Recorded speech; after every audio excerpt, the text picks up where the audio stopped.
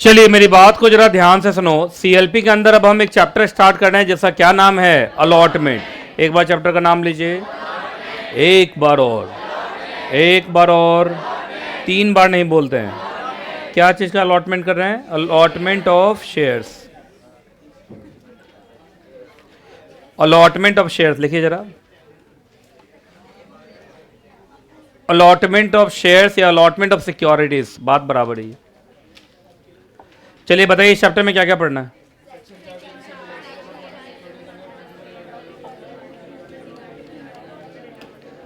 ठीक है जी, कौन कौन सा सेक्शन है? और जो रूल होगा, जो रूल है वो है आपका companies PAS rules, prospectus and allotment of securities. Chapter का नाम अलॉटमेंट नहीं है। 2014। इसके अंदर जो भी फॉर्म होंगे उस सब फॉर्म का नॉमेनक्लेचर क्या होगा? पास। आ जाओ पास, पास आओ, पास आओ, टूथपेस्ट लगाओ, क्लोजअप उसी का ना ऐड आता है, पास आओ पास आओ। अब नहीं ऐड देता क्लोजअप, है ना? तो PS का मतलब पास है या prospectus and allotment of securities? Prospectus and allotment of securities. Chapter का नाम भी अलॉटमेंट है ना। चलो आ जाओ, शांत हो जाओ, शांत हो जाओ बच्चा सब। चलो इधर देखो, आओ। सबसे पहले अलॉटमेंट ऑफ शेयर्स का डेफिनेशन, यहां लिखो डेफिनेशन। अरे लिख ही नहीं रहा कोई, लिखो जल्दी। अलॉटमेंट ऑफ शेयर्स का डेफिनेशन, लीगल डेफिनेशन है। चलो इधर देखो, शांत हो जाओ, शांत शांत शांत शांत शांत। चलिए अब ये बस 15 मिनट एकदम शांत रहिए, चैप्टर खत्म हो जाएगा। इधर देखिए, हाँ जी सुनिए। अब अलॉटमेंट होता क्या है? तो चलो पहले मैं तुम लोग को अलॉटमेंट के बारे में बताता हूं। याद रखना, किसी भी सिक्योरिटीज का जन्म, बर्थ तब होता है जब उसका अलॉटमेंट होता है। जब उसका क्या होता है? अलॉटमेंट। क्लियर है? तो ये देखो यहां लिखा भी हुआ होगा, it is on allotment that the shares comes into existence. इसी के सामने लिखो, ये बर्थ डेट, बर्थ डेट है या बर्थ टाइम है, बर्थ टाइम, है ना? ठीक है। तो जब कंपनी का अलॉटमेंट होता है तो उसके बाकी जो सिक्योरिटीज होते हैं वो सब अपना केक काट के हैप्पी बर्थडे टू यू बोलते हैं। क्या बोलते हैं? है ना? क्या बोलते हैं? कल मेरे पड़ोसी के यहाँ कल था उनका मैरिज एनिवर्सरी, ठीक है? तो उसमें मैं केक लेके गया। उस समय तक मैं ठीक था, केक वाले को बोला हैप्पी बर्थडे वाला मत लगा देना भाई, हैप्पी एनिवर्सरी वाला लगा देना। तो लगा देता ना, एक डंडा लगा देता उसमें और दिल का फोटो बना होता, तो लगा दिया। वहाँ पर जब हम केक काटेंगे तो उनके छोटे छोटे बच्चे थे, वो सब शुरू हुआ happy birthday anniversary to you. अच्छा, एक जनरली लोगों के मुँह से ना हैप्पी बर्थडे ही निकलता है ज़्यादातर, और कुछ लोग तो मालूम चल हैप्पी न्यू ईयर के हैप्पी बर्थडे नहीं, हैप्पी न्यू ईयर। अब हुआ क्या, मैंने तो उनको बोला हैप्पी एनिवर्सरी टू यू, उधर से बोले सेम टू यू। तो हम बोले सेम, तो मैंने बोला, तो फिर उन्होंने अपने आप को करेक्ट किया और उन्होंने बोला जब आपकी होगी तब। तो ये होता है, ये आम चीज़ों में थोड़ी गलतियां लोगों से होती है। हम सेम टू यू बोलने का एक आदत रखते हैं, है कि नहीं? तो ये हर जगह नहीं चलता है, इस बात का ध्यान रखना तुम। एनिवर्सरी बहुत पर्सनल चीज़ है, वो आप ही की होगी, तो आप बोल देते हो सेम टू यू, तो ये तो बड़ा दिक्कत हो सकता है। अगर मैं उसका लिटरल इंटरप्रिटेशन कर लेता तो कहानी काफ़ी बढ़ सकती थी, नहीं? तो मैंने उसका लिटरल किया या रीजनेबल किया, यही बताना चाह रहा था तुम लोग को कि बहुत बार लिटरल इंटरप्रिटेशन से चीज़ें खराब हो जाती हैं। अगर मैं लिटरल इंटरप्रिटेशन करके वो कर जाता जो मुझे एनिवर्सरी में करना चाहिए, तो वहाँ दंगा हो सकता था। तो इसलिए क्या मुझे लिटरल इंटरप्रिटेशन करना चाहिए था या रीजनेबल? रीजनेबल ये था कि मुझे लगा उनका क्या हो गया, स्लिप ऑफ टंग हो गया है? हाँ नहीं, उनका तो बोनाफाइड पर्पस था ना, मतलब वो बेचारे बोल गए। तो अगर मैं मेलाफाइड इंटेंशन लेता तो गलत बात। तो इन सब बातों का थोड़ा ध्यान रखिएगा। कोई आपको हैप्पी मैरिज डे बोल रहा तो आप हाँ सेम टू यू, ये कोई मतलब नहीं हुआ, तो इस बात का ध्यान रखिएगा। तो सुनिए, शेयर्स का, अरे शांत, शेयर्स या सिक्योरिटीज का जन्म कब होता है? जब उसका अलॉटमेंट होता है। अब बात यह आती है कि अलॉटमेंट का लीगल डेफिनेशन सर आपने 2 बार दिया। आप देखिए 2 बॉक्स बना हुआ है, तो सुनिए, एक है from the POV of company और एक है from the POV of investor, share holder. तो आप देखिए, इधर देखिए, इधर देखिए, इधर देखिए, शांत हो जाओ, शांत हो जाओ, शांत हो जाओ, शांत हो जाओ। ये पहला जो है जरा पढ़ के बताओ तो ये क्या लग रहा है, किसका पीओवी है? पीओवी कौन सा? Point of view.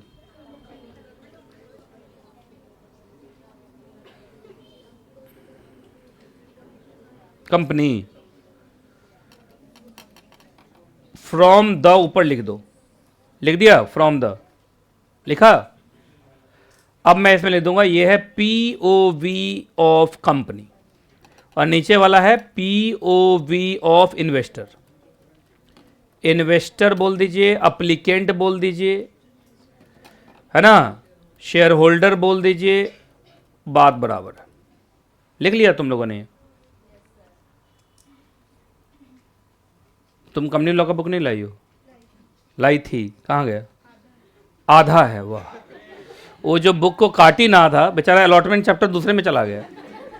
तो बोली बुक तो है लेकिन अलॉटमेंट नहीं है ना।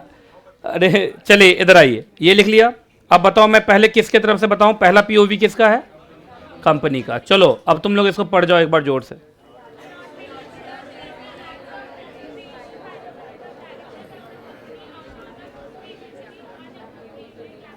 वाह वाह, बहुत बढ़िया।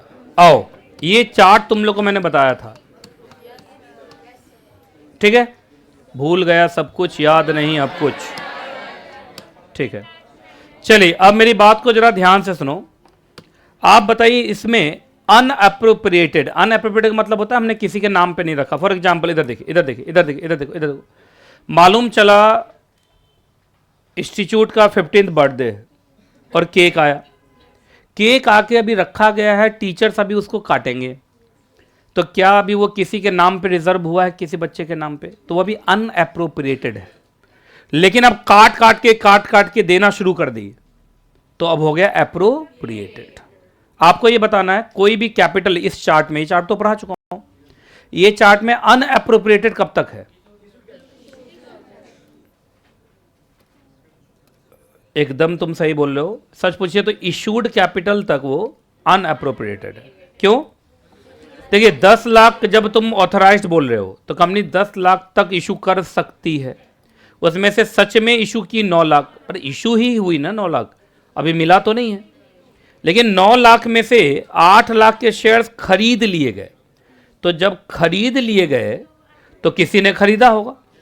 अब जिसने खरीदा होगा उसके लिए आपको रिजर्व करना पड़ेगा वो शेयर। तो जब आप किसी आदमी के लिए शेयर रिजर्व करेंगे तो दैट रिजर्वेशन बिकम्स अलॉटमेंट। यही हुआ ना। और उसी आदमी के लिए रिजर्व करेंगे जिसने अप्लाई किया होगा। नहीं समझा? अरे भूत के लिए थोड़े रिजर्व कर दूंगा मैं, जिसने अप्लाई किया उसमें तुम्हारे लैंग्वेज में होगा भी, who had applied for the share, ऐसे करके कुछ लिखा होगा, who had made application for share लिखा होगा। तो सुनिए यहां तक है ये अनएप्रोप्रिएटेड और यहां पर क्या हो गया? एप्रोप्रिएटेड।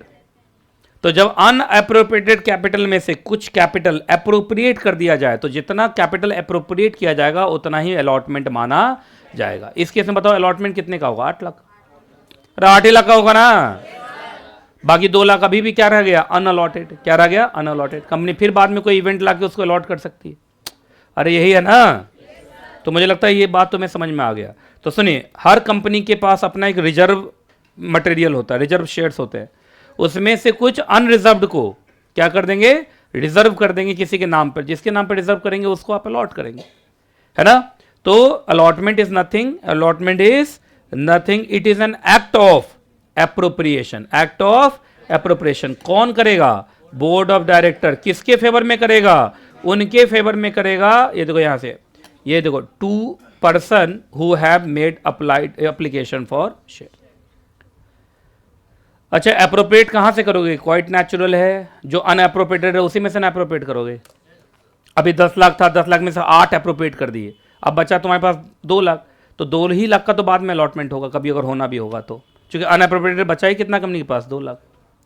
तो अनएप्रोप्रिएटेड में से जितना एप्रोप्रिएट करते चलोगे that will become the allotment, allotment, allotment. Clear है कि नहीं क्लियर? सेम। अरे अलॉटमेंट कुछ नहीं, बेचना है। आज मान लीजिए आप लोग का राइटिंग प्रैक्टिस रजिस्टर आया और आके वहाँ रखा हुआ था, वो अभी तक अनएप्रोप्रिएटेड था। हम थोड़ी बोल सकते हैं सेल कर दिया, अभी तो खरीद के लाए हैं, सेल अभी हुआ नहीं। अच्छा, उठा उठा के बच्चे को देते गए, पैसा लेते गए, तो अब अप्रोप्रिएशन चालू है, तो अब वहां पर सेल वर्ड आ जाएगा। अगर सिक्योरिटीज होता तो अलॉटमेंट वर्ड आया था। समझे? अच्छा, from the point of view of investor क्या होगा ये बोला, पढ़ लो पढ़ लो पढ़ लो, जल्दी पढ़ो।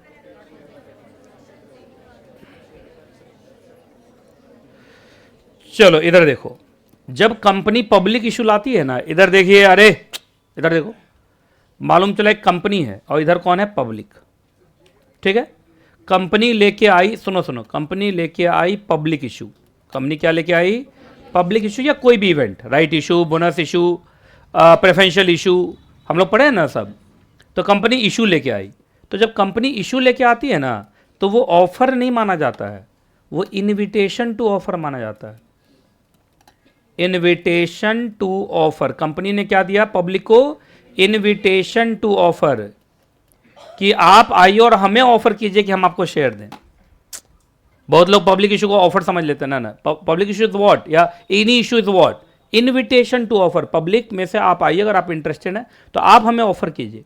मालूम चला इस पब्लिक में से किसी ने अब मारा ऑफर, क्या मारा, offer, offer for buying, offer for buying 100 shares. एक पब्लिक ने बोला कि हमें 100 शेयर चाहिए, पर मालूम चला कंपनी का पब्लिक इशू ओवर सब्सक्राइब हो गया, और कंपनी ने स्टेप नंबर 3 में इनको सिर्फ 3 शेयर, मतलब 100 में से हो सकता है 20 शेयर्स दिए, तो जो 20 शेयर्स दिए वही तो अलॉटमेंट है ना। देखो वर्ड ये कंपनी अलॉट्स, देखो वर्ड क्या गया, अलॉट्स ओनली 20 शेयर्स। इसका मतलब 20 शेयर्स ऑफर प्लस एक्सेप्टेंस हो गया। 80 शेयर का सिर्फ ऑफर था, एक्सेप्टेंस हुआ नहीं। तो आप बताइए इसमें स्टेप कौन कौन होगा, ये होगा स्टेप नंबर 1, ये होगा स्टेप नंबर 2, और ये होगा स्टेप नंबर 3। क्लियर है कि नहीं क्लियर है? तो मेरी बात को जरा ध्यान से सुनिएगा। तो अगर मैं पब्लिक हूं तो मेरे माइंड में ये चल रहा है कि मेरे ऑफर का एक्सेप्टेंस ही मेरे लिए अलॉटमेंट है।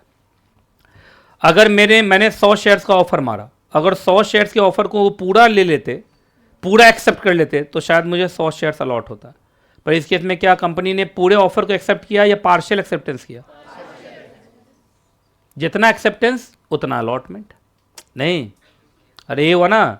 तो from the point of view of public या इन्वेस्टर या शेयर होल्डर क्या है बताओ, ये अलॉटमेंट कुछ नहीं है, उसके ऑफर का उधर से एक्सेप्टेंस, यही है ना। Full acceptance full allotment, partial acceptance partial allotment. Clear है? चलो एग्जाम्पल में मैं जानबूझ के 20 लिख गया था समझाने के लिए, पर छोड़ो इसको सिंपल बना के छोड़ देता हूँ। 100 के लिए अप्लाई किया, 100 मिल गया। ठीक है, थोड़ा एग्जाम्पल में तो सब कुछ अच्छा हो, उतार डालो। पब्लिक कौन है भाई? पब्लिक को क्या बोलोगे? इन्वेस्टर। चलिए हो गया, हटाओ जल्दी जल्दी।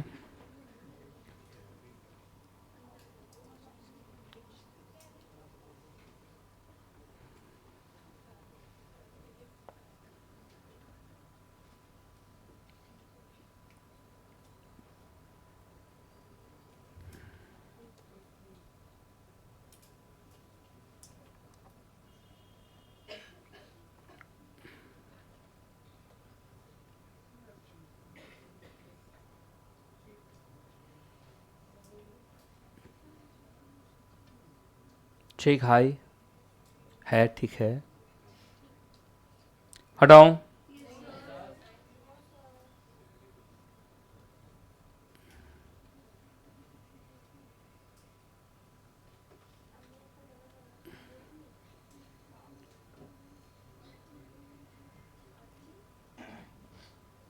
ठीक,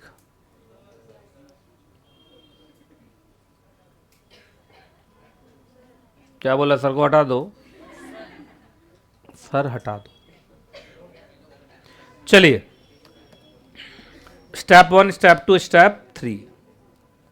चलिए जी, तो ये सब समझ में आ गया। तो एक कितना बच्चा बता देगा from the point of view of company?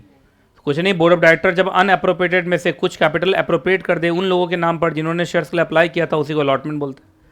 From the point of view of company या इन्वेस्टर, जितने भी हमारे ऑफर को कंपनी ने एक्सेप्ट कर लिया उतना ही अलॉटमेंट हो गए। फिर बाकी बता दिया था, अलॉटमेंट ही वो क्रांतिकारी समय है जब सिक्योरिटीज एग्जिस्टेंस में आता है ना। बर्थ टाइम है, बर्थ डेट। चलिए हेडिंग बोलो। चलो इधर देखो, अलॉटमेंट जब भी तुम पढ़ोगे ना, अलॉटमेंट रेगुलर रहे, रेगुलर का मतलब वैलिड, अलॉटमेंट क्या रहे, रेगुलर रहे, वैलिड रहे, तो उसके लिए दो कंडीशन का सेटिस्फाई होना जरूरी है। जनरल प्रिंसिपल सेटिस्फाई होना जरूरी है और लीगल प्रिंसिपल सेटिस्फाई होना जरूरी है। जरा जनरल प्रिंसिपल देखो तो कितने हैं, 7, और लीगल प्रोविजन में 4 है ना, 4। उसमें आपका 39 से 2 आ रहा होगा और 40 से भी 2 आ रहा होगा, ऐसा है, या 39 से 3 आ रहा है, 40 से 1 आ रहा है, तो ठीक है, सेक्शन 39 और सेक्शन 40, इसको लिख लो कहीं। allotment should be regular or valid only if following are complied। लिखो, जीपी का मतलब मोटो जीपी गेम।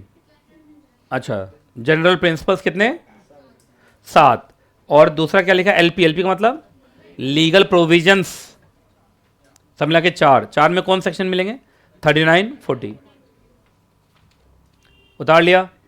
अच्छा, इनमें से कुछ भी सेटिस्फाई नहीं हुआ तो बन जाएगा इरेगुलर। क्या बन जाएगा, इरेगुलर। यही समझाना चाह रहा था मैं, रेगुलर होने के लिए इतना सेटिस्फाई होना जरूरी है, और अगर इनमें से एक भी सेटिस्फाइड नहीं हुआ तो allotment will be irregular. Irregular का मतलब इनवैलिड, याद रहेगा। हो गया, हो गया, हटाऊं। हैंड राइटिंग बहुत लोगों को समझ में नहीं आया होगा, क्या लिखा मैंने, only if following are complied with, है ना, जीपी जनरल प्रिंसिपल और एलपी लीगल प्रोविजन। आइए, अभी तुमको मैंने बताया था कि अलॉटमेंट कुछ नहीं होता है, इधर देखो, इधर देखो, इधर देखो, allotment is equal to offer plus offer by applicant, ये होता होगा, एक्सेप्टेंस बाय कंपनी, ये होता होगा। तो ये तो तुम लोग बचपन में इंडियन कॉन्ट्रैक्ट एक्ट में यही लाइन सब पढ़ते हो, नहीं, offer plus acceptance becomes the agreement और द कॉन्ट्रैक्ट, यही था ना, ये कहानी था ना। चलो अब मेरी बात को ध्यान से सुनो जो मैं बोल रहा हूं। तो आप जनरल प्रिंसिपल्स कुछ नहीं बोला, इंडियन कॉन्ट्रैक्ट एक्ट के ऑफर के ऊपर जितने भी चीजें हैं, आपको याद होगा ऑफर ऐसा होना चाहिए, और एक्सेप्टेंस के ऊपर जितने भी चीजें हैं वो सब सेटिस्फाइड होना चाहिए, क्योंकि अलॉटमेंट कुछ नहीं, ये एक कॉन्ट्रैक्ट है, अलॉटमेंट कुछ नहीं, एक कॉन्ट्रैक्ट है। क्लियर है, इसको कहीं लिखना है तो लिख लो।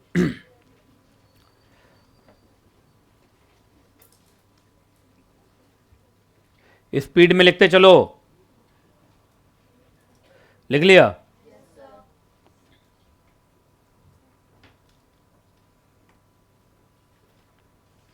ठीक। आइए अब देखो, ये ऑफर पे इंडियन कॉन्ट्रैक्ट एक्ट के जितने भी रूल्स थे और एक्सेप्टेंस पर जितने भी इंडियन कॉन्ट्रैक्ट एक्ट के रूल्स थे वो सब यहां लगा रहा है। अब देखिए कैसे लगा रहा, आ जाओ। सबसे पहले अलॉटमेंट किसकी तरफ से होना चाहिए, तो allotment must be made by proper authority. तो सर प्रॉपर अथॉरिटी कौन है, तो प्रॉपर अथॉरिटी है proper board of director. Sir proper board of director का मतलब वो डायरेक्टर कम से कम सही ढंग से कॉन्स्टिट्यूट हुआ हो। अब जैसे किसी कंपनी, पब्लिक कंपनी है, उसके बोर्ड ऑफ डायरेक्टर में कम से कम 3 लोग होने चाहिए, मान चलो 2 है, तो क्या वो प्रॉपर बोर्ड ऑफ डायरेक्टर है, तो ये हिसाब साफ लिखा हुआ है कि अगर कोई भी बोर्ड ऑफ डायरेक्टर कैसे कॉन्स्टिट्यूट हुआ था, इरेगुलर, तो फिर वो अलॉटमेंट क्या हो जाएगा, वॉइड, इनवैलिड हो जाएगा। देखो लिखा, तो proper authority is equal to proper board of director. अच्छा, बोर्ड ऑफ डायरेक्टर अकेला आदमी है या बहुत सारे हैं, तो क्या वो अकेले डिसीजन लेगा या बोर्ड मीटिंग में डिसीजन लेगा, तो याद रखिएगा प्रॉपर बोर्ड मीटिंग में प्रॉपर बोर्ड रेजोल्यूशन पास होना चाहिए, ठीक है। तो ऐसे लिखते हैं, देखो यहां पे लिखना, proper board of director at proper board meeting by passing proper board resolution, ठीक है, प्रॉपर, है ना।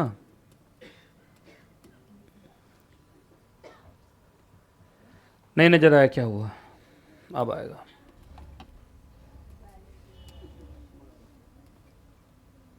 तो 1 2 और 3, मुझे 3 चीजें सीधी चाहिए, बोलो क्या क्या। Proper board of director at proper board meeting by passing proper board resolution, ये सब प्रॉपर होना चाहिए। कहा सर सब प्रॉपर कैसे होगा, तो board of director as per companies act बना हो, board meeting as per companies act हुआ हो, board resolution as per companies act हुआ हो। अरे यही होगा ना, क्लियर है कि नहीं क्लियर है। तो बताओ, तुमसे कोई पूछे अलॉटमेंट कौन करता है, तो proper board of director at proper board meeting by passing proper board resolution, याद रहेगा। प्रॉपर प्रॉपर का मतलब लीगल लीगल लीगल, याद रहेगा। हटाऊं क्या, ये लाइन लिख लिया कहीं पे, ठीक। अब आइए, तुम लोग बचपन में पढ़े होगे कि acceptance must be made with in a reasonable time, तो ऐसे यहाँ लिखा है allotment must be made with in a reasonable time. मतलब शेयर्स के लिए अप्लाई किया 2020 में और शेयर 2024 में, तो 4 साल तक क्या मैं घंटा बजाऊंगा बैठ के। अब जरा बताइए, घंटी तो नहीं बजाएगा कोई। तो मेरी बात को जरा ध्यान से सुनिए, acceptance must be made with in a reasonable time, जो बचपन में पढ़ते थे वही लाइन तो यहाँ लिखा है, allotment must be made with in a reasonable time. अगला, अच्छा, allotment must be absolute and unconditional, ये ऐसे वहाँ भी पढ़ते थे। Acceptance must be absolute and unconditional. क्या कंपनी एक्सेप्टेंस करते समय नया कंडीशन लगा सकती, नहीं, नया कंडीशन लगाओ तो नया कॉन्ट्रैक्ट हो जाएगा। पढ़े होगे तुम लोग इंडियन कॉन्ट्रैक्ट एक्ट में कि आप या तो हाँ करिए या ना करिए, एक नया कंडीशन लगा रहे हैं तो नया ऑफर हो गया आपकी तरफ से। तो इट मस्ट बी, बोलो, unconditional and it must be absolute, या तो एब्सोल्युटली हाँ या एब्सोल्युटली ना, आप नया कंडीशन मत जोड़ो। अच्छा, आपने अलॉटमेंट कर दिया, बताया ही नहीं, ये कोई मतलब है क्या। ऐसे याद होगा एक्सेप्टेंस मस्ट बी कम्युनिकेटेड। अच्छा, एक बात बताइए, एक कंपनी ने आपके घर पे भेज दिया लेटर ऑफ अलॉटमेंट या अलॉटमेंट एडवाइस आपके घर पे भेज दिया, तो ये क्या माना जाएगा कि कम्युनिकेटेड, यस कम्युनिकेटेड है ना। अब कान में आके थोड़ी बोलेगा तुम्हें। चलिए अगला, एक बात याद रखना, ओरल रिक्वेस्ट पे कभी भी शेयर्स नहीं मिलेंगे।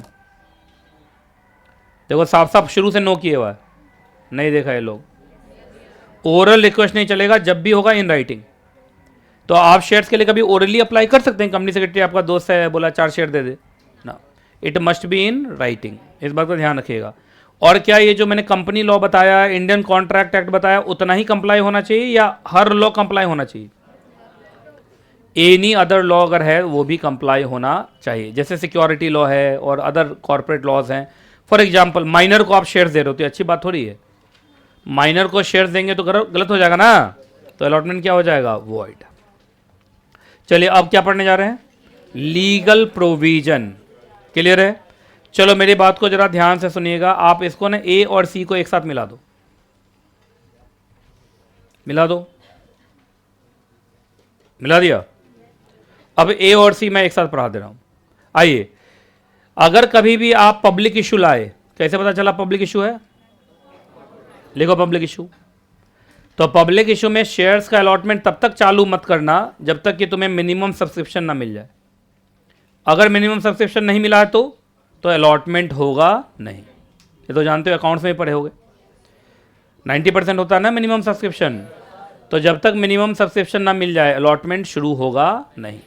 अब आइए सी पॉइंट उसी पर है, देख लो आप, देखो सी, अगर मिनिमम सब्सक्रिप्शन नहीं मिला तो याद रखना, सुनो, जो एप्लीकेशन मनी तुम ले लिए होगे, लिखो एप्लीकेशन मनी, अरे एप्लीकेशन मनी लिखो स्पीड में, एप्लीकेशन मनी है ना सेकंड वाला, जो एप्लीकेशन मनी आपको याद होगा तुरंत रिटर्न करना पड़ेगा, कितने दिन के अंदर, 15 दिन, जिस दिन पब्लिक इशू क्लोज हुआ है। अगर लेट किए तो 15% पर एनम के इंटरेस्ट के साथ पैसा लौटाना पड़ेगा। तो ए एंड सी एक साथ नहीं है, अरे पॉइंट नंबर ए और सी एक साथ हो गया ना, इसका मतलब किसी भी हालत में अलॉटमेंट होगा नहीं। अलॉटमेंट तभी होगा जब पूरा क्या मिले, मिनिमम सब्सक्रिप्शन, क्लियर है। मान लो एक कंपनी का पब्लिक इशू 100 करोड़ का आया तो 90 करोड़ के शेयर्स बिकने चाहिए, लेकिन बिका 70 करोड़ का ही, तो जो 70 करोड़ आ गया वो भी वापस करो, वो भी क्या करो, वापस करो, एक भी शेयर्स अलॉट होगा नहीं। ये समझ में आया। चलो अब आइए बी पॉइंट है ना, अरे बोलो, बी पॉइंट है ना, बी पॉइंट बात करता है शेयर एप्लीकेशन मनी, देखो ये लिखा है, अमाउंट पेएबल ऑन एप्लीकेशन। ठीक है, तो चलो मैं बता दे रहा हूँ, मिनिमम शेयर अप्लीकेशन मनी जो होगा या तो ज़्यादा हो या बराबर हो किसका, 5% of face value of shares का। Sir 5% of face value of share तो बहुत कम हुआ। कोई बात नहीं, तुम पहले लिख तो लो।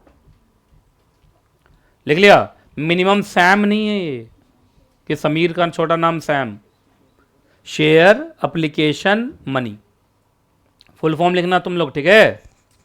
नहीं तो सैम को जाके बोलोगे तुम 5% रहोगे। सैम का मतलब share application money, face value का 5%, कम से कम तो होना ही चाहिए, मिनिमम है, आप ज़्यादा भी रख सकते हैं, ठीक है?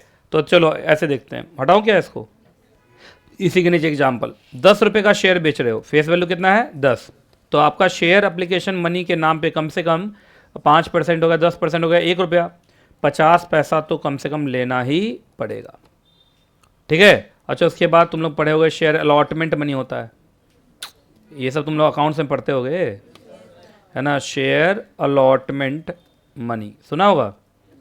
अब तुमको जैसे जैसे लेना लेते रहो, फिर होता है फर्स्ट कॉल, फिर होता है सेकंड कॉल, सेकंड कॉल को ही फाइनल कॉल बोलते हैं, या एक और भी हो सकता है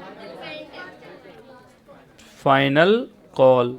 अब जो करना भाई कर लेना, सब मिला मुलू के 9.5 रुपया ले लेना, ये ना, अरे ये मतलब हुआ ना। लेकिन मिनिमम शेयर एप्लीकेशन मनी जो है वो कम से कम कितना होना चाहिए, 50 पैसे तो होना ही चाहिए। भाई 50 पैसा बहुत कम नहीं है, अरे बोलो कमी है ना, तो कोई बात नहीं है। देखो यहाँ सुनो, यहाँ लिख के, और देखो यहाँ से सेबी को पावर दे दिया कि सच अदर परसेंटेज और अमाउंट जो सेबी बताए अपने रेगुलेशन में, और सेबी ने वहाँ 25% बताया हुआ, सेबी आईसीडीआर रेगुलेशन में कितना बताया हुआ 25%, तो कंपनीज एक्ट में चलता है 5%, जो तुम्हारा सिक्योरिटी लॉ है वहाँ पावर दे दिया ना सेबी को, सेबी चाहे तो चेंज भी कर सकता है। सेबी आईसीडीआर रेगुलेशन, कौन सा रेगुलेशन, सेबी आईसीडीआर रेगुलेशन 25% चलता है, वो तुम ग्रुप 2 में जाओगे तब पता चलेगा। तो जब तुम ग्रुप 2 में जाओगे तो मैं तुमसे पूछूंगा कि ग्रुप 1 में मैंने ये पढ़ाया था, ठीक है, याद रहेगा? चलो देखते हैं, है ना? तो ये यहाँ पर है, कनेक्शन होता है ना ग्रुप 1 ग्रुप 2 का, थोड़ा बहुत कनेक्शन चलता है। चलिए लास्ट में आ जाओ, ये डी पॉइंट है। चलो इधर देखो, इधर देखो, इधर देखो, आप लोगों को एक पढ़ाया था जब टाइप्स ऑफ कंपनी पढ़ा रहा था, लिस्टिंग ऑन स्टॉक एक्सचेंज के लिए सबसे पहले पब्लिक इशू लाना जरूरी है, बोल ही नहीं रहा कोई। पब्लिक इशू लाने के लिए प्रोस्पेक्टस लॉन्च करना है, ये ना, तो आप, और ये कौन कर पाएगी, ओनली पब्लिक कंपनी, ये सब तुम लोग को बताया था। अब सुनिए, इधर देखिए, इधर देखिए क्या बोल रहा है ये, जिस स्टॉक एक्सचेंज पर आप लिस्टिंग का प्लान बना रहे हो उस स्टॉक एक्सचेंज को आपको याद रखिएगा इन प्रिंसिपल अप्रूवल पहले ही ले लेना है, और उसका नाम आपको कहाँ छापना है, प्रोस्पेक्टस में छापना है। सुनिए क्यों क्यों ऐसा होता है। मालूम चला आप प्रोस्पेक्टस लॉन्च कर दिए, पब्लिक इशू ले आए, और जब लिस्टिंग की बारी आई तो स्टॉक एक्सचेंज ने लिस्टिंग से मना कर दिया, तो ये सारे लोगों का पैसा बर्बाद हो गया ना। तो इसलिए बोला इन प्रिंसिपल अप्रूवल, क्या है, इन प्रिंसिपल अप्रूवल। तो आपको इन प्रिंसिपल का मतलब होता है पहले, इसमें कहीं वर्ड होगा देखो, तो इन प्रिंसिपल अप्रूवल कहीं वर्ड है नहीं है, इन प्रिंसिपल का मतलब होता है पहले आपको प्रोस्पेक्टस टच करने से पहले एप्लीकेशन लगा के अप्रूवल ले लेना पड़ेगा, और अप्रूवल लेके उस स्टॉक एक्सचेंज का नाम आपको कहाँ छापना पड़ेगा, प्रोस्पेक्टस में नाम छापना पड़ेगा। कौन सा स्टॉक एक्सचेंज, जहां तुम लिस्टेड होने जा रहे हो। क्लियर है? जैसे अभी तुरंत 1-2 दिन पहले मैंने शेयर मार्केट वाला जो रील रात 11 बजे आता है, उसमें मैंने बताया था कि हमें लगता है कि स्टॉक एक्सचेंज बहुत सारे हैं, पर उतने सारे नहीं हैं, है ना। 3 ही स्टॉक एक्सचेंज है जिनके पास नेशन वाइड ट्रेडिंग टर्मिनल है, जो BSE, NSE और MSE है। जैसे कैलकाटा स्टॉक एक्सचेंज है, होने के लिए तो स्टॉक एक्सचेंज है, पर उसके पास नेशन वाइड ट्रेडिंग टर्मिनल नहीं है। मानो चलो तुम लोगों के साथ धोखा किए, पब्लिक इशू ले आए, अब बाद में लिस्टिंग करा दिए किस पर, कैलकाटा स्टॉक एक्सचेंज पे, तो दिल्ली का आदमी थोड़ी कलकत्ता जाएगा शेयर ट्रेडिंग करने के लिए, आप समझिए ना। तो लोग तो ये सोचे चलते कि BSE, NSE पर लिस्ट होगा, तो इसलिए आप धोखे में रख नहीं सकते। 2 काम करना है, बोलो कौन कौन सा काम। पहला काम, इन प्रिंसिपल अप्रूवल ले लेना है पहले, प्रोस्पेक्टस लॉन्च करने से पहले, और दूसरा उस स्टॉक एक्सचेंज का नाम आपको छापना है, कहाँ, प्रोस्पेक्टस पे छापना है। बिना उसके नाम के आप प्रोस्पेक्टस लॉन्च नहीं करोगे। कोई दिक्कत? लिख लिया? ये कौन सा सेक्शन है? 40 है क्या? देखो तो,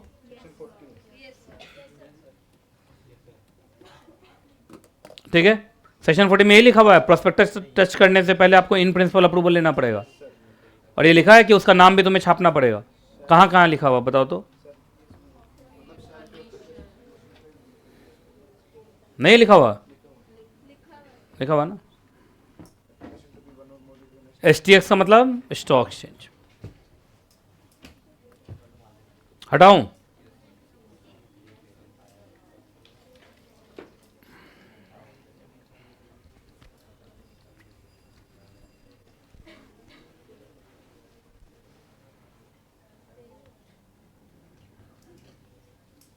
लिख लिया? इन प्रिंसिपल का मतलब पहले। चलिए अब कहां कहां लिखा हुआ सो सुनिए। आओ, ये देखो लिखा हुआ है every company making public issue. कब कर देना है? बिफोर, है ना। आपको एप्लीकेशन, इसी को लिखो, इसी को बोलते हैं इन प्रिंसिपल अप्रूवल। क्या बोलते हैं? इन प्रिंसिपल अप्रूवल के लिए आपको क्या लगाना है? एप्लीकेशन। इन प्रिंसिपल का मतलब पब्लिक इशू आने से पहले ही अप्रूवल लेके रख लेना, ठीक है। किससे लेके रख लेना है? स्टॉक एक्सचेंज से। जहां देखो लिखा भी है ऑब्टेन परमिशन आ गया, ये ना इन प्रिंसिपल अप्रूवल। और जिसका हो गया उसका नाम कहाँ छाप देना है? स्टॉक एक्सचेंज का नाम आपको प्रोस्पेक्टस पे छाप देना है कि हमने इनको अप्लाई किया था और यहाँ से अप्रूवल भी आ चुका है। मतलब अब अगर आप इस पब्लिक इशू में पैसा लगाते हैं तो ये श्योर है कि ये पैसा, मतलब ये जो शेयर्स आपको मिलेंगे इसकी लिस्टिंग इस स्टॉक एक्सचेंज पे होगी, तो कोई भी फ्रॉड होगा नहीं।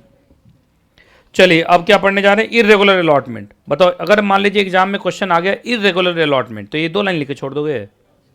क्या लिखोगे बताओ? सर अभी आपने बताया रेगुलर तब होता है जब general principle as well as legal provision दोनों ही सेटिस्फाइड हो। तो हम पहले वो दोनों लिखेंगे, है ना, 7 और 4 11, और लास्ट में लिख देंगे कि अगर ऊपर के 11 में से कोई भी सेटिस्फाइड नहीं है तो अलॉटमेंट इज इरेगुलर। याद रहेगा। इन लोगों ने सिर्फ लीगल प्रोविजन लिखा है, पर आपको लीगल प्रोविजन भी लिखना है प्लस जनरल प्रिंसिपल।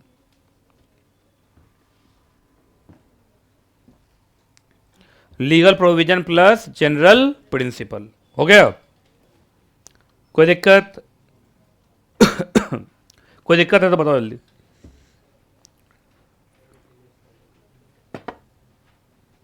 अच्छा एक बात बताइए, जब भी आप अलॉटमेंट करेंगे, जब भी क्या करेंगे आप? अलॉटमेंट, तो क्या उसका डिटेल आप सरकार को फाइल नहीं करेंगे? उसी को बोलते हैं रिटर्न ऑफ अलॉटमेंट। रिटर्न का मतलब क्या होता है कि हम सरकार को जानकारी दे रहे हैं। जैसे इनकम टैक्स रिटर्न, तो साल भर का इनकम टैक्स में हमने क्या क्या किया उसका हम जानकारी देते हैं। तो उसी तरीके से यहाँ क्या चीज़ का जानकारी देंगे? अलॉटमेंट का। तो बताइए रिटर्न ऑफ अलॉटमेंट कौन से फॉर्म में जाएगा? बोल ही नहीं रहा कोई। पास 3 नहीं, PS, है ना, ठीक है। चलिए सुनिए, इन केस ऑफ अलॉटमेंट, जब भी क्या होगा? अलॉटमेंट, है ना, फाइल कौन सा फॉर्म? File form PAS3। इसी को क्या बोलते हैं? Return of allotment. किसको? टू ROC विद इन कितना? With in 30 days of allotment ना, जिस दिन अलॉटमेंट किया है उससे, विद फॉलोइंग अटैचमेंट। यही है, विद फॉलोइंग अटैचमेंट। बताओ तो अटैचमेंट क्या क्या है, उसके बाद उतार लेना तुम लोग। अटैचमेंट क्या क्या है? क्या है? List of allottees. आइए सबसे पहला है आपको इसमें जोड़ना है लिस्ट ऑफ अलॉटीज। इसमें क्या क्या लिखोगे? नेम, नेम के बाद address, occupation, number of securities allotted. ये हो गया लिस्ट ऑफ अलॉटी। उसके बाद क्या है? क्या? Copy of contract, kind consideration, और अदर देन कैश। अच्छा बोनस इश्यू बोला, एक लाइन होगा, काट दिया गया होगा शायद, लास्ट में है। एक्चुअली वो अमेंड होके कट चुका है, हाँ ना, नहीं जब मैं बोलूँगा तब, ठीक है। चलिए पहले लिखिए यहाँ पे, अभी पहले मैं, अभी मत कोई भी बच्चा चार्ट उतारना, गलत भी हो सकता है। इन केस कंसिडरेशन क्या है, कंसिडरेशन इज इक्वल टू क्या है, काइंड कंसिडरेशन, ये ना, अगर कंसिडरेशन क्या है, काइंड, तो सुनो, तब इस केस में दो बातें हैं। आइए, अगर कॉन्ट्रैक्ट राइटिंग में है, कॉन्ट्रैक्ट इज इन राइटिंग, तो आपको अटैच क्या कर देना है, बोलो, copy of contract, copy of contract. लेकिन कॉन्ट्रैक्ट अगर राइटिंग में नहीं है तो, हाँ हाँ, contract is not in writing ना, इज नॉट इन राइटिंग, अगर वो राइटिंग में नहीं है तो reduce it in writing, reduce it in writing और फिर अटैच करो, मतलब आपको राइटिंग में लाना ही पड़ेगा, ये है ना, तो मैं कहीं लिखा होगा रिड्यूस इट इन राइटिंग, है ना, क्लियर है। तो अगर राइटिंग में है तो कोई दिक्कत वाली बात नहीं, कॉपी ऑफ एग्रीमेंट अटैच कर दो। लेकिन अगर राइटिंग में नहीं है, आपसी ओरल कॉन्ट्रैक्ट पे चीज़ें हुई हैं, तो उसको राइटिंग पे लिखिए और फिर अटैच कीजिए, तो अटैचमेंट ऑडियो फाइल थोड़ी होगा, है कि नहीं, ये समझ में आ गया।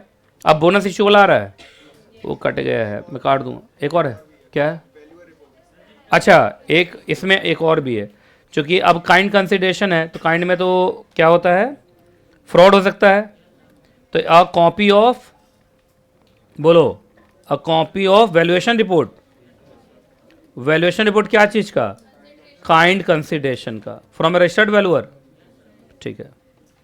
तो मेजर मेजर चीज़ मैंने लिख दिया, अगर कंसिडरेशन काइंड कंसिडरेशन है तो 1, 2 और 3, ठीक है। अब एक और जो आता था पहले बोनस इशू वाला, वो लाइन कट गया, मैं काट दूंगा, अभी चिंता मत।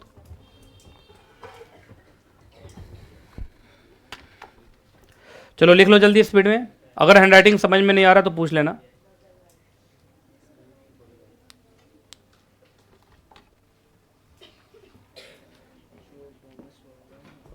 बस एक बोनस इशू वाला ही बचा है ना, अब वो कट जाएगा, वो हटा दिया गया।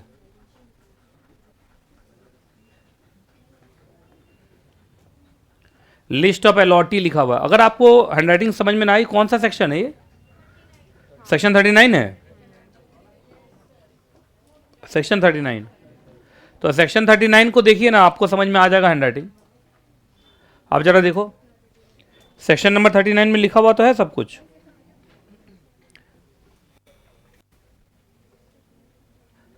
In case of allotment, file form number PAS3, that is return of allotment to ROC within 30 days of allotment with the following attachment.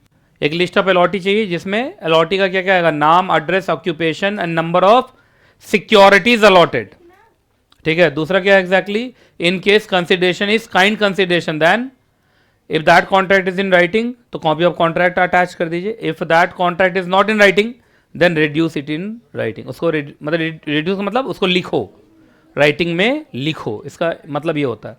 और उसके बाद क्या है, आपको एक copy of valuation report, valuation कौन करता है, रजिस्टर्ड वैल्यूअर, ये करता है ना।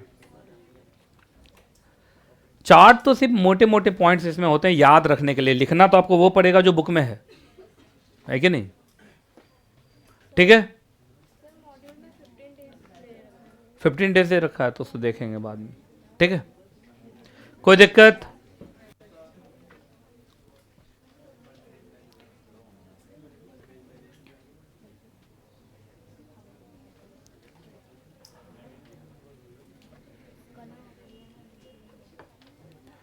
उसका स्क्रीनशॉट लेके मुझे भेज देना इसका, ठीक है।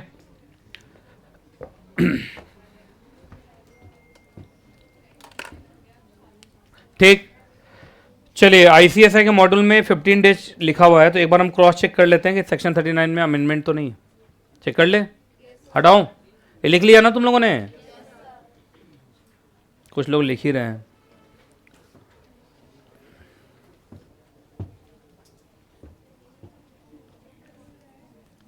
हटाऊं?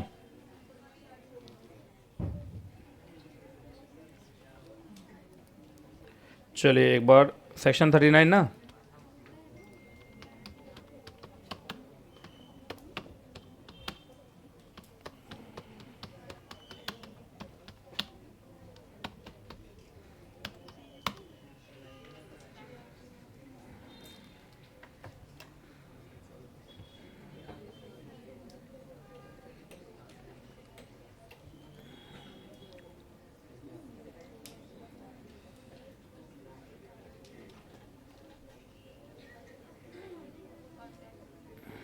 सच मैनर एज में प्रिस्क्राइब्ड, देख रहे हो, इसको रूल में चला जाएगा ये।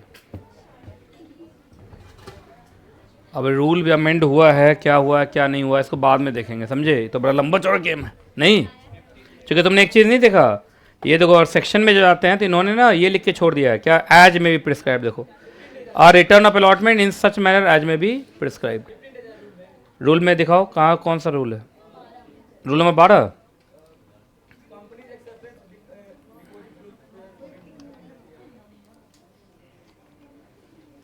मैं समझ गया, दूसरे दूसरे जाके दूसरे पर देख लिया है ना। चलो कोई बात नहीं, हम देख लेंगे। आप इसको मुझे फिर से रिमाइंड करना, एक बार मैं देख लेता हूँ, ठीक है? इसमें होगा, इसमें एज में प्रिस्क्राइब्ड, रूल नंबर 11।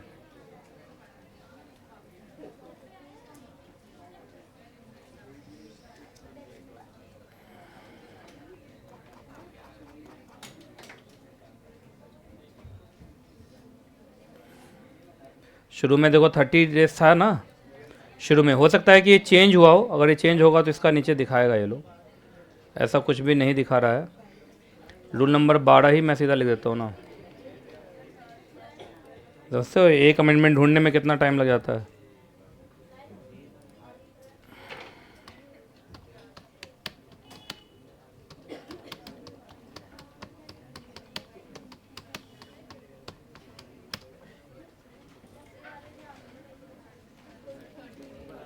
नहीं, चेंज भी हो जाता है, ऐसा कोई बात नहीं है। हाँ,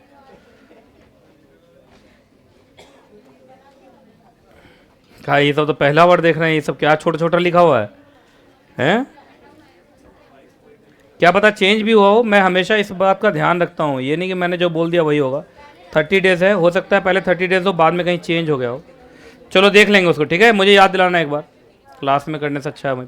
अच्छा सुनिए, और ये वाला जो है, ये वाला लाइन काट दीजिए आप, कट गई लाइन, काट दिया। हाँ, वो तो पहले से तैयार है।